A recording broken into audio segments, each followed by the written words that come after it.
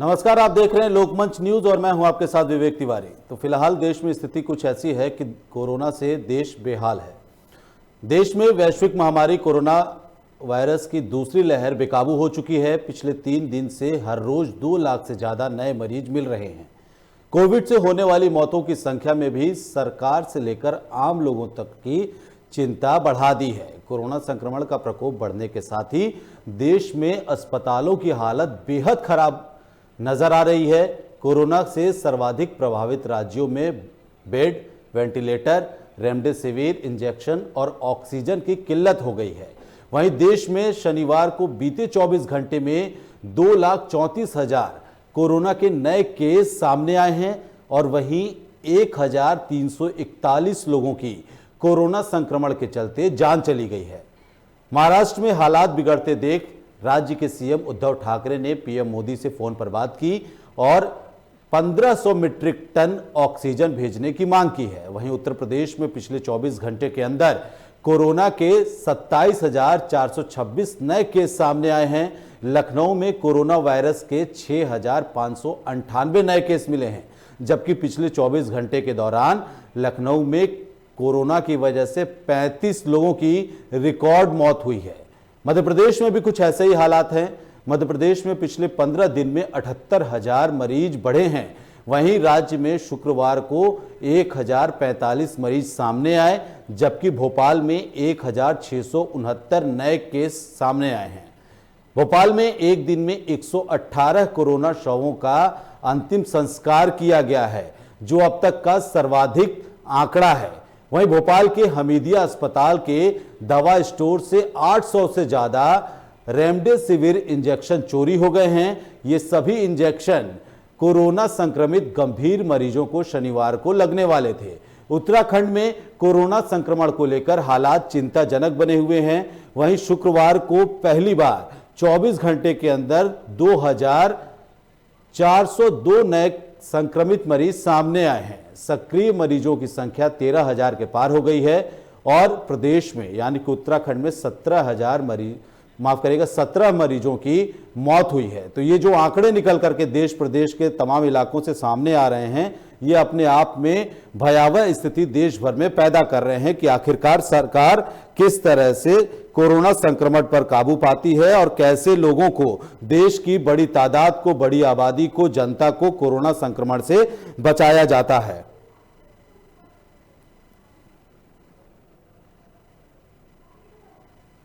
वहीं कोरोना को लेकर के हमारे साथ उत्तर प्रदेश, मध्य प्रदेश और उत्तराखंड से हमारे ब्यूरो चीफ, स्टेट हेड तमाम लोग जुड़ रहे हैं। उनके पास सीधे आपको लिए चलते हैं। आपको बता दें कि मध्य प्रदेश से हमारे साथ लतीफ अहमद जी हैं, वो हमारे साथ जुड़ चुके हैं। यूपी से आसिफ बेग जी हैं, वो भी हमारे साथ लाइव जुड़ चुके हैं। और उत्तराखंड से मनीष कागरान जी हैं, वो भी हमारे साथ लाइव जुड़ चुके हैं। तीनों से हम समझने की कोशिश करेंगे कि आखिरकार देश में कोरोना को लेकर के जो माहौल चल रहा है, जो भयावह स्थिति उत्पन्न हो चुकी है, उससे आखिरकार कैसे निपटा जाए। सबसे पहले हम उत्तर प्रदेश का रुख करते हैं। आसिफ बेग जी हमारे साथ जुड़े हुए हैं, ब्यूरो चीफ है लखनऊ से। आसिफ जी, कोरोना के लगातार मामले बढ़ रहे हैं। आपको ये भी ज्ञात होगा कि जिस तरह से शमशान घाटों को कवर किया जा रहा है, मौतों को जो लाशें जलाई जा रही हैं वो भी उसको लेकर के लकड़ियां कम पड़ी हुई हैं। आखिरकार प्रदेश में स्थिति कैसी बन रही है? और अब तो उत्तर प्रदेश सरकार के कुछ वरिष्ठ अधिकारी भी कोरोना संक्रमण की जद में आ चुके हैं। तो आखिरकार कितनी मुश्किलें सामने खड़ी हो गई हैं योगी आदित्यनाथ के सामने उत्तर प्रदेश को कोरोना मुक्त कराने के लिए? विवेक, बता दूं कि पूरे यूपी में कोरोना का कहर लगातार जारी है। हर रोज जो है कोरोना मरीजों का जो कोरोना संक्रमित मरीज हैं उनका नंबर लगातार बढ़ रहा है और साथ ही साथ मौतों का भी नंबर लगातार बढ़ रहा है। अगर अकेले लखनऊ की बात करें तो लखनऊ के भीतर जो है अभी तक जो है करीब 27,426 केस यूपी में पाए जा चुके हैं और लखनऊ में 6,598 नए केस मिले हैं। मौत की अगर बात करें तो पूरी यूपी में 24 घंटे के ऊपर 103 मौत हुई है। लखनऊ में 24 घंटे के भीतर 35 मौत हुए हैं। मौत का लगातार आंकड़ा बढ़ने की वजह से स्थिति भयावह हो गई है और लाशों का जलने का सिलसिला लगातार बढ़ता जा रहा है और लोगों में युवकों की स्थिति बनी हुई है। यहाँ तक कि जो है लाशों को जलाने के लिए लकड़ियां भी कम पड़ जा रही है। बिल्कुल। हालांकि समाज सेवियों ने और सरकार की मदद से जो है शव जलाने के लिए लकड़ियों की व्यवस्था की है और इसी को देखते हुए जो है कोरोना संक्रमण को रोकने के लिए, इसकी चेन रोकने के लिए 35 घंटे का वीकेंड कर्फ्यू लगाया गया है, जिसके तहत गाइडलाइन जारी की गई है और साथ ही साथ जो है 50 से अधिक लोग जो है एक साथ नहीं रह सकते, सोशल डिस्टेंसिंग का पालन होगा और साथ ही साथ एनडीए आदि विभिन्न परीक्षार्थियों को अपने साथ कार्ड लेकर जाने होंगे, यह भी एडवाइजरी में शामिल हो गया है।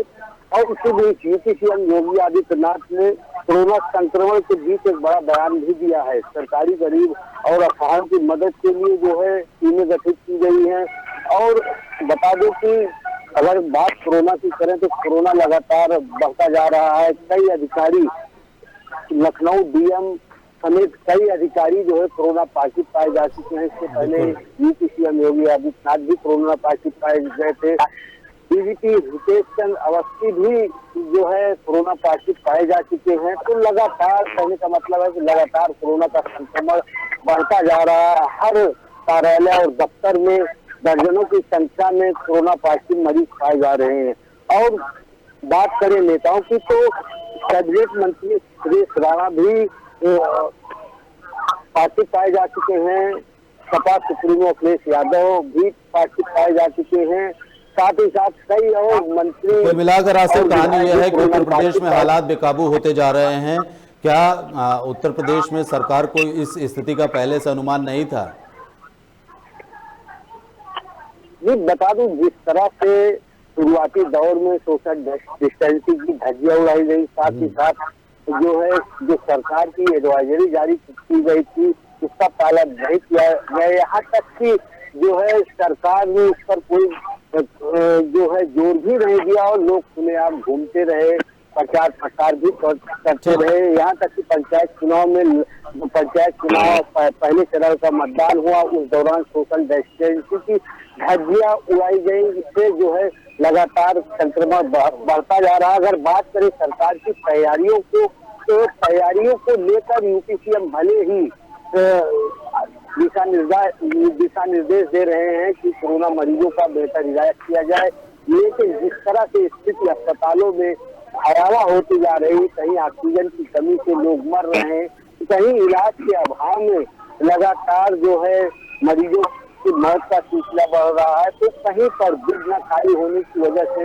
मरीज और बीमारदार भटक रहे हैं। मौतों का आंकड़ा लगातार बढ़ता जा रहा है। ठीक है आसिफ, आप बने रहिए हमारे साथ उत्तराखंड से स्टेट हेड मनीष कागरान जी भी जुड़े हुए हैं, उनसे समझने की कोशिश करेंगे कि आखिरकार किस तरह से कोरोना से निपटने के लिए सरकार कोशिशें कर रही है, क्योंकि उत्तराखंड में भी हालात कुछ ज़्यादा बेहतर नहीं है। वहाँ पर भी 2400 से ज़्यादा केसेस सामने आए हैं और दूसरी तरफ महाकुंभ को लेकर के प्रधानमंत्री मोदी ने भी ट्वीट कर दिया है। 27 अप्रैल को होने वाले शाही स्नान को लेकर के मोदी जी की तरफ से कहा गया है कि उसे प्रतीकात्मक तौर पर मनाया जाए। तो किस तरह से देखते हैं आप, क्या महाकुंभ भी कोरोना को बढ़ाने के लिए, कोरोना कैरियर के तौर पर अगर बात की जाए तो महाकुंभ भी उसमें अहम रोल निभा रहा है क्या?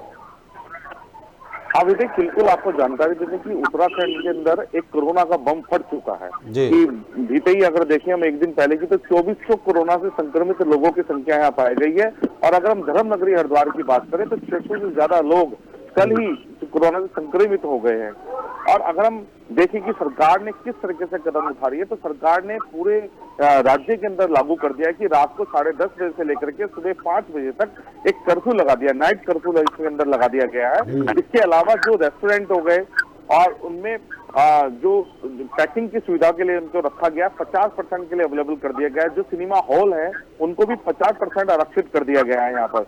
जबकि जो कोचिंग इंस्टीट्यूट है या जो दूसरी और जगहें हैं जो आपकी एक्सरसाइज के लिए जो होते हैं, तो उन सबको बंद कर दिया गया है, किसी भी कोरोना जिसे बढ़ ना सके। और रही बात धर्मनगरी हरिद्वार की, तो धर्मनगरी हरिद्वार के अंदर साधु संत भी 2 जगह बढ़ते हुए नजर आ रहे हैं।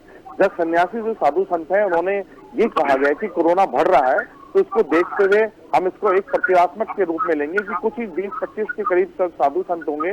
तो 27 तारीख का जो शाही स्नान है उसमें वो जाएंगे। जबकि जो बैरागी साधु संत हैं उनका ये कहना है कि हमारा 27 तारीख का शाही स्नान मुख्य होता है, तो उसमें हम अपनी संख्या में जाएंगे। तो कहीं ना कहीं यहाँ साधु संत भी बढ़ते हुए देख रहे हैं। अभी 2 दिन से यही सिस्टम चल रहा है कि एक बार सन्यासियों की तरफ से बयान आता है तो दोबारा बैरागियों की तरफ से संन्यास आता है। आज सब चीज से विराम लगाते हुए प्रधानमंत्री ने भी, मोदी जी ने भी ट्वीट करके साधु संतों से भी अपील करी है कि वो आने वाला जो महाकुंभ है उसको प्रतिरक्षात्मक रूप में ले, स्नान जरूर करें पर कम संख्या में, और श्रद्धालु से भी अपील करी जाए कि वो हरिद्वार ना आए, क्योंकि जिस तेजी के साथ उत्तराखंड के अंदर कोरोना की जो स्थिति हुई है तो कहीं ना कहीं एक चिंता का विषय है। अगर कहीं इसको ब्रेक ना किया गया तो कहीं ना कहीं एक महामारी का, एक बड़ी महामारी का रूप यहाँ ले सकता है विवेक। और इसको देखते हुए अगर हम बात करें कि कई सारी परीक्षाएं हैं, जैसे एलटी की परीक्षाएं थी उनको स्थगित कर दिया गया है, और जो आपको जो स्कूल है वो भी बंद कर दिए गए हैं, वो 30 अप्रैल तक ही बंद कर दिए गए थे इसको लेकर के। तो कहीं ना कहीं चिंता वाली, अगर हम बात करें विवेक, चिंता वाली स्थिति इस समय पहाड़ पे भी कोरोना चढ़ गया है मनीष। जी विवेक, एक और बात का जवाब हम आपसे लेना चाहेंगे। जिस तरह से अभी कुछ दिन पहले तीरथ सिंह रावत खुद कहते हुए सुनाई दे रहे थे, उन्होंने मीडिया से मुखातिब होते हुए कहा था कि महाकुंभ कोई मरकज नहीं है, यहाँ कोरोना नहीं फैलेगा। तो इसको किस तरह से देखते हैं? आखिरकार कोरोना बम तो उत्तराखंड में फूट गया। हाँ बिल्कुल विवेक, बिल्कुल कोरोना का जो बम है उत्तराखंड में फूट चुका है, क्योंकि 24 से ज्यादा एक ही दिन में कोरोना संक्रमित यहाँ पर केस निकल करके आ रहे हैं। और अगर हम बात करें कि आज ही जो कैबिनेट मंत्री है बंशीधर भगत है, उन्होंने भी इस बात को कहा है, उन्होंने भी ये बात कही है, आज हरिद्वार के अंदर उपस्थित थे हरिद्वार के अंदर आज वो, तो उन्होंने भी ये कहा है कि प्रधानमंत्री जो मोदी है उनकी बात को रखा जाए और ये सांकेतिक रूप में इस कुंभ का जो आगे जो आयोजन है उसी तरीके से हो, साधु संत उसी तरीके से करें। पर कहीं ना कहीं हम देखें तो साधु संत भी इन दोनों चीजों में बटे हुए हैं, चाहे सन्यासी की बात करें और चाहे हम बैरागी की बात करें, दोनों इस चीज के अंदर बटे हुए हैं विवेक जी। ठीक है मनीष, आप बने रहे हमारे साथ मध्य प्रदेश से लतीफ भी जुड़े हुए हैं, उनका भी रुख करेंगे। लतीफ, आपसे समझना चाहेंगे कि मध्य प्रदेश में जिस तरह से कोरोना बेकाबू होता जा रहा है उसको लेकर के सरकार का एक्शन प्लान क्या है? और दूसरी तरफ वहीं पर एक और सवाल है कि हमीदिया अस्पताल से 800 रेमडेसिविर इंजेक्शन चोरी हो जाते हैं और इस बात की खबर किसी को जल्दी लग भी नहीं पाती। किस तरह से देखा जाए आखिरकार वो जो रेमडेसिविर इंजेक्शन चोरी हुए आज वो गंभीर मरीजों को लगने वाले थे? जी विवेक, मैं आपको ये बता दूं कि मध्य प्रदेश में कोरोना की जो लहर है काफी तेज रफ्तार से चल रही है और मध्य प्रदेश में दूसरे लहरें चल रही कोरोना को लेकर के। सरकार अपनी तरह से पूरे कोरोना की रोकथाम के कड़े कदम उठा रहे हैं, लेकिन यहाँ पे कहीं ना कहीं लापरवाहियां देखने को मिल रही है। चाहे हम मंदसौर की बात करें, इंदौर की बात कर लें, ग्वालियर की बात कर लें, इन जगहों पे अगर आप देखते हैं तो आज भी लोग सोशल डिस्टेंस मास्क लगाने से बच रहे हैं और भीड़ बाजारों में देखने को मिल रही है। वही बात, सरकार अपनी तरह से कड़े कदम उठा रहे हैं, लेकिन सवाल सबसे बड़ा एक उठता है कि यदि प्रशासन साथ जनता भी अगर इस पे कोशिश करता है और डिस्टेंस पालन करता है तो कहीं ना कहीं हम इस संक्रमण की चैन से बच सकते हैं। सरकार शिवराज सिंह चौहान ने इस बात को लेकर कई बार कह चुके हैं कि मुझे मास्क करना, मैं सभी को कहता हूँ मास्क लगाएं और घर में कैद रहें और बेवजह घर से बाहर न निकलें। यदि ऐसी स्थिति आती है और बेवजह लोग घूमते नजर आ रहे हैं तो उन पर चलानी कार्रवाई भी मध्य प्रदेश सरकार पुलिस प्रशासन द्वारा की जा रही है। लेकिन इसके अलावा अगर जिस तरह से देखा जाए मध्य प्रदेश में कोरोना के आंकड़े बढ़ते जा रहे हैं और भोपाल में अकेले 1669 केस सामने आते हैं और 118 शवों का अंतिम संस्कार किया जाता है, इसको किस तरह से देख रहे हैं आप? क्या कोरोना इतने बुरे तरीके से अपने पांव मध्य प्रदेश में जमा चुका है जिसे उखाड़ पाना सरकार के लिए टेढ़ी कील साबित हो रही है?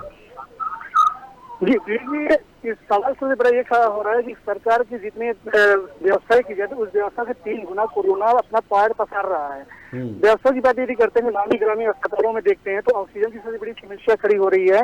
कहीं पे ऑक्सीजन नहीं मिल रहा है, लोग बिना ऑक्सीजन के मर रहे हैं।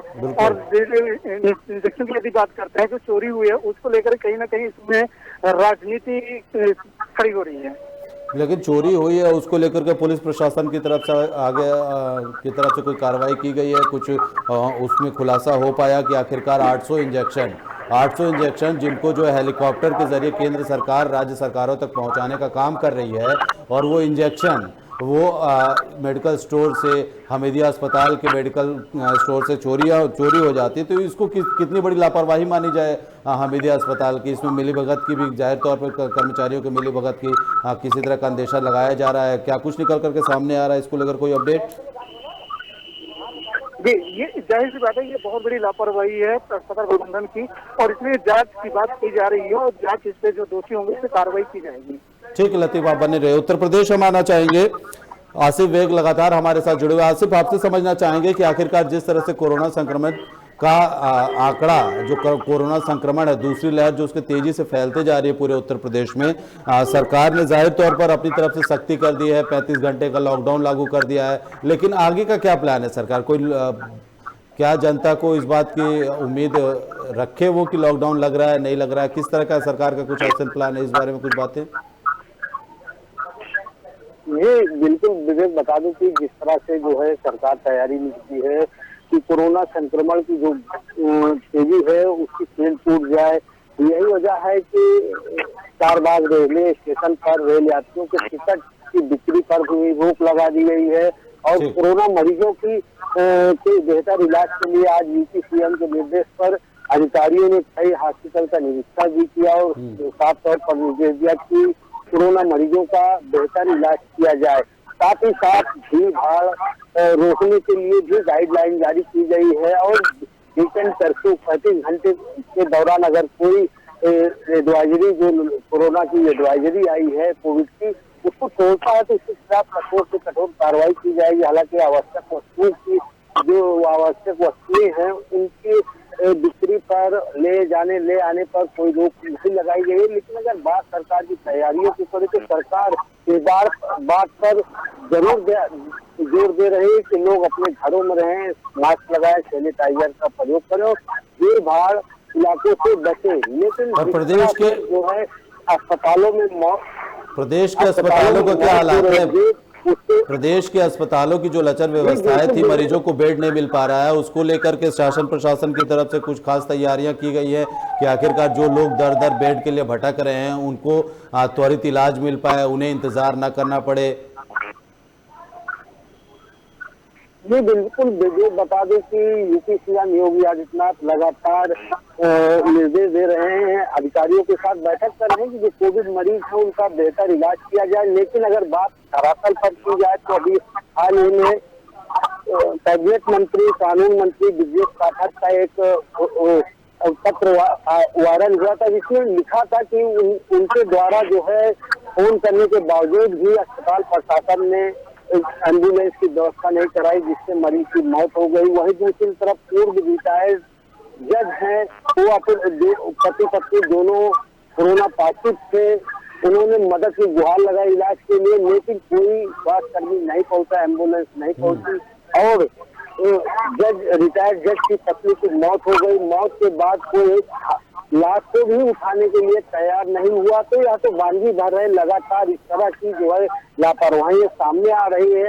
एक तरफ जहां सरकार लगातार दावे कर रही है कि बेहतर इलाज हो, ऑक्सीजन की सप्लाई की जाए, लेकिन ऑक्सीजन की कमी के चलते भी कई अस्पताल जूझ रहे हैं, जिससे जो है लोगों को काफी दिक्कतों का सामना करना पड़ रहा है और लोग जो है इधर उधर इलाज के लिए भटक रहे हैं। ऑक्सीजन की कमी के चलते भी जो है मौतों का सिलसिला भी बढ़ गया है, यहाँ तक कि डॉक्टर भी लगातार लापरवाही दिखा रहे हैं। अगर यही हाल रहा तो जो मौत का आंकड़ा है और भी दुगना हो जाएगा और लोग जो है बेवजह जो है आसिफ एक और छोटा सवाल आपसे, उसके बाद हम उत्तराखंड का रुख करेंगे। मनीष कागरा लगातार हमारे साथ जुड़े हुए हैं। एक सवाल और आपसे कि जिस तरह से प्रदेश में कल रविवार को लॉकडाउन लगने वाला, संपूर्ण लॉकडाउन है, उसके लिए प्रशासन की कुछ खास तैयारियां आखिर, और शासन की तरफ से तो ऐलान ये कर दिया गया कि एक बार बिना मास्क के पकड़े गए तो 1000 का जुर्माना, दोबारा पकड़े गए तो 10,000 का जुर्माना। पब्लिक कितनी जागरूक दिख रही है इसको लेकर के?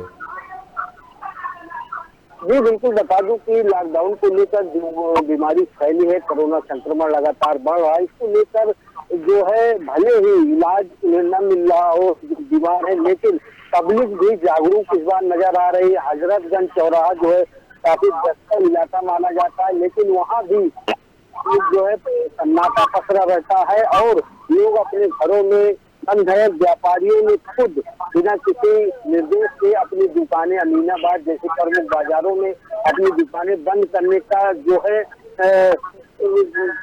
निर्देश दिया। 3 लोगों को यही वजह रही। व्यापारी लगातार दुकान भी बंद कर रहे हैं।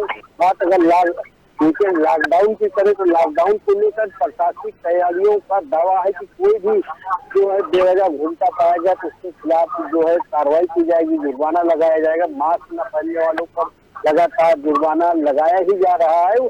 अगर वही विशेष बात करें कि जिस तरह से प्रशासन तैयारियों का दावा कर रहा है, पुलिस फोर्स लगा दी जाती है और यहाँ तक कि बेवजह लोग जो घूमते रहते हैं उनके साथ मारपिटाई भी की जाती है। लेकिन जिस तरह से कोरोना संक्रमण बढ़ रहा है भयावह स्थिति की तरफ, उसको निपटने के लिए सरकार को भी मास्टर प्लान तैयार करना चाहिए। कोविड वैक्सीनेशन का काम भले ही चल रहा है, लेकिन जिन लोगों को कोविड की वैक्सीन लगी है वह भी मौत के आगोश में चले गए हैं। कहने का मतलब यह है कि जो कोरोना का यह खतरा है लगातार बढ़ा हुआ है, वैक्सीनेशन के बाद भी लोग मर रहे हैं। इसके लिए जो है सरकार भी कहीं न कहीं जाहिर तौर पर हालात बहुत बुरे हैं। मनीष, आपसे समझना चाहेंगे उत्तराखंड में लोगों के अंदर क्या भय देखने को मिल रहा है, कोई जागरूकता देखने को मिल रही है, लोग खुद से सोशल डिस्टेंसिंग जैसे नियमों का पालन कर रहे हैं, या फिर लगातार व्यापारी वर्ग हरिद्वार के खास तौर से वो लॉकडाउन का विरोध करते आ रहे हैं? अगर ऐसी स्थिति में लॉकडाउन लग जाता है तो फिर प्रदेश में कैसा माहौल रहने वाला है? जनता जागरूक दिख रही है? क्या समीकरण निकल करके सामने आ रहे हैं धरातल से? आखिरकार कोरोना को लेकर के सरकार का एक्शन प्लान क्या है? देखिए विवेक, बिल्कुल अगर हम बात करें, हम दर्शकों को बताएं, अगर हम उत्तराखंड के अंदर जो नंबर 1 अगर हम देखें तो जिला है वो देहरादून, जिसमें सबसे ज्यादा कोरोना से संक्रमित जो केस हैं देहरादून जिले के अंदर निकल रहे हैं। अगर हम दूसरे नंबर पे बात करें तो दूसरे नंबर पे धर्मनगरी हरिद्वार जिला आता है। तो यहाँ पर जो दूसरे नंबर का ये हमारे जो देवों की धरती उत्तराखंड है, ये दूसरे नंबर पे हरिद्वार पहुंच गया है, जहाँ पर कोरोना से संक्रमित लोगों की संख्या निकल रही है। अगर हम बात करें धर्मनगरी हरिद्वार की, तो धर्मनगरी हरिद्वार में महाकुंभ का आयोजन चल रहा है। पर जिस तरीके से कोरोना की रफ्तार बढ़ी है तो लोग यहाँ पर जो यात्री है, जो श्रद्धालु है, उन्होंने बिल्कुल आना बंद कर दिया है। और बिल्कुल यहाँ पर अगर हम बात करें तो जो हरिद्वार की सड़कें हैं वो इस समय सूनी पड़ी है। बिल्कुल अगर देखें दोपहर में भी अगर हम बात करें तो श्रद्धालुओं की या जो लोकल लोग हैं वो बहुत कम निकल रहे हैं यहाँ पर, और कुंभ का आयोजन भी चल रहा है यहाँ पर। तो ये भी एक बहुत बड़ी बात है कि लोग भी थोड़ा सा सोच रहे हैं कि जिस तरीके से यहाँ फैल रहा है तो वो एक अपने आप को दूर रख रहे हैं, थोड़ा बाहर निकलने की कम कोशिश कर रहे हैं, जिससे कि हम कम से कम बाहर निकले। और फिर उसके बाद उत्तराखंड में जो रात के 10:30 बजे से लेकर सुबह का 5 बजे का जो कर्फ्यू लगा दिया गया है, या बहुत सारे जो संस्थान है उनको बंद कर दिया गया है, उसका भी एक असर है। फिर इसके बाद अगर हम बात करें जहाँ मुख्य स्थल है जैसे हरिद्वार स्थल है या हम और जो दूसरे स्थल है, तो वहां पर अगर सरकार की बात करें तो सरकार वहां पर आरती से पहले और आरती के बाद सैनिटाइज करने की व्यवस्था की जा रही है। कई बाजारों के अंदर भी सैनिटाइज किया है सरकार के अंदर। तो कहीं ना कहीं इस तरह की व्यवस्था भी है कि सरकार चाह रही की रोके, पर देखना ये पड़ेगा कि ये और कितनी तेजी से आगे की तरफ बढ़ेगा, क्योंकि जितनी तेजी के साथ ये उत्तराखंड के अंदर बढ़ रहा है ये चिंता का विषय है। क्योंकि महाकुंभ का आयोजन अभी खत्म नहीं हुआ है विवेक, महाकुंभ का आयोजन चल रहा है। अगर हम बात करें हरिद्वार के वैज्ञानिक कैंप की बात, तो वहां पर कई सारे टेंट, कई सारी छावनियां साधु संतों की बसी पड़ी है यहाँ पर, और वहां पर भी लाखों की तादाद में इस समय साधु संत उपस्थित हैं। तो ये एक चिंता का विषय है। पर सरकार जिस तरीके से टेस्टिंग कर रही है, टेस्टिंग की संख्या ये धर्मनगरी हरिद्वार में अगर विवेक बात करें तो बढ़ती हुई नजर आई है। हमने देखा है कि साधु संतों की अखाड़ों के अंदर जाकर के टेस्टिंग करी है, तेज कर दी गई है टेस्टिंग, जिससे कि कहीं ना कहीं जो स्पोर्ट है वो हमें पता चल सके, सरकार को पता चल सके, प्रशासन को, और वो कहीं ना कहीं उसको कैप्चर करके उस स्थिति को कंट्रोल कर सके विवेक। ठीक, महाकुंभ में आने वाले श्रद्धालुओं की संख्या में कुछ कमी आई है या फिर उसी क्रम में श्रद्धालुओं की संख्या बनी हुई है जिस तरह से लोग पहले दिन से आ रहे हैं? विवेक, बिल्कुल श्रद्धालुओं की जिस तरीके से एसओपी जारी है, क्योंकि जब अगर राज्य के अंदर जो गाइडलाइन मुख्य सचिव के द्वारा निकाली गई थी, उस गाइडलाइन में ये साफ तौर पे था कि उत्तराखंड के अंदर जो हरिद्वार है उसमें जो केंद्र सरकार की और राज्य सरकार की जो एसओपी है वो जारी रहेगी। यानी कि हरिद्वार अगर जिले के अंदर कोई भी श्रद्धालु बाहर से आता है तो उसको अपनी नेगेटिव कोरोना की रिपोर्ट दिखानी पड़ेगी। तो इसको देख करके वैसे ही पूरे देश के अंदर एक मैसेज फैली जा चुका है, जिससे कि जो श्रद्धालु है वो हरिद्वार में अब गिने चुने रह गए हैं, बिल्कुल इक्का दुक्का वो नजर आ रहे हैं, जबकि श्रद्धालुओं का धर्मनगरी हरिद्वार में आना बंद हो गया है। अगर हम करें व्यापार की तो बाजार सूने हैं, और जितनी हम बात करें धार्मिक स्थल और घाटों की बात करें तो घाट भी सुने उस समय हो चुके हैं कि कहीं ना कहीं एक मैसेज पूरे देश के अंदर जा चुका है। और जिस तरीके से विवेक जो दूसरे राज्य है हमारे से, जो पड़ोसी राज्य है, जैसे हम बात करें यूपी की बात करें कि यूपी के अंदर स्थिति बड़ी भयानक हो गई है और जो दूसरे राज्य है वहां पर कोरोना की स्थिति इसमें भयानक है, तो लोग कहीं ना कहीं बच रहे हैं, वो अब कुंभ के आयोजन में भी आना पसंद नहीं कर रहे हैं। विवेक ठीक है मनीष, आप बने रहे हमारे साथ। लतीफ, आपके पास आना चाहेंगे। जनता जागरूक दिख रही है क्या कोरोना को लेकर के, या फिर लापरवाहियां उसी तरह से बरकरार हैं, या प्रशासन की सख्ती ज्यादा धरातल पर हो रही है? क्योंकि प्रशासन लगातार सख्त नजर आ रहा है मध्य प्रदेश में कोरोना के बढ़ते आंकड़ों को लेकर के, लेकिन क्या प्रशासन की सख्ती का असर जमीन पर दिखाई दे रहा है? जी विवेक, मैं आपको ये बता दूं कि जिस तरह से मध्य प्रदेश के अंदर कोरोना की लहर चल रही है, उसको देखते हुए लापरवाही कहीं ना कहीं जनता द्वारा की जा रही है। और अगर जैसे मुख्यमंत्री शिवराज सिंह साफ तौर पे कह रहे हैं कि यदि मास्क लगा लिया जाए, घर में कैद हो जाए, तो हो सकता है संक्रमण की चेन को तोड़ सकते हैं। लेकिन यहाँ पे कुल मिलाकर के लापरवाही जनता द्वारा की जा रही है, जिसका नतीजा आज देखने को पड़ा कि मध्य प्रदेश में यदि देखा जाए तो आज कोरोना को लेकर के देश 12वें नंबर पे मध्य प्रदेश पहुंच चुका है। और आंकड़ों की यदि बात करते हैं तो मध्य प्रदेश में 24 घंटे बीते हुए समय में 11,043 नए मामले आ चुके हैं और 60 मौतें हो चुकी हैं। अगर हम मध्य प्रदेश भोपाल की बात करते हैं तो मध्य प्रदेश भोपाल में पहले इंदौर आगे चल रहा था और आज भोपाल इंदौर को पीछे छोड़ दिया है और ये लगातार ये आंकड़े बढ़ते जा रहे हैं। आने वाला समय यदि इसे हम किसी तरह से रोकथाम नहीं करते हैं तो आने वाला समय हमारे लिए बहुत खतरनाक साबित होगा और ये सरकार के लिए सबसे बड़ी चिंता का विषय बना हुआ है। ठीक है लतीफ, बहुत जानकारी देने के लिए बहुत बहुत शुक्रिया आपका। उत्तर प्रदेश से हमारे साथ आसिफ वेग जी जुड़े, आपका भी बहुत बहुत शुक्रिया। और मनीष कागरान, स्टेट हेड उत्तराखंड, आपका भी बहुत बहुत शुक्रिया तमाम जानकारी हम तक पहुंचाने के लिए। तो कुल मिलाकर देश में स्थिति ऐसी है कि कोरोना के चलते देश में हालात बेकाबू हो गए हैं, हाल बेहाल हो गए हैं, और यही वजह है कि प्रदेश में देश में हर कोई खौफजदा नजर आ रहा है। फिलहाल इस बुलेटिन में इतना ही। आप देखते रहिए लोकमंच न्यूज। नमस्कार।